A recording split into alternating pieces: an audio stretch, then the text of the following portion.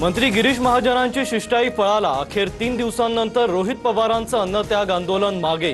कर्जमाफीच्या अटीबाबत अधिवेशनाआधी निर्णय न झाल्यास पुन्हा आंदोलनाचा इशारा।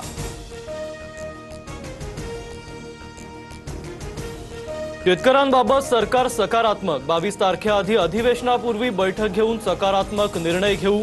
मंत्री गिरीश महाजनांचं रोहित पवारांना आश्वासन। रोहित पवारांचं आंदोलन राजकारणासाठी नाही, हा लढा शेतकऱ्यांसाठी। मनोज जरांगेंचा रोहित पवारांच्या आंदोलनाला पाठिंबा। पंढरपुरात आंदोलनस्थळी भेट देत रोहित पवारांची विचारपूस। रोहित पवारांचं आंदोलन कारखानदारांसाठीच। सरसकट कर्जमुक्तीचा फायदा केवळ कारखानदारांनाच होणार। रोहित पवारांच्या आंदोलनावर लक्ष्मण हाकेंची टीका। Video viral.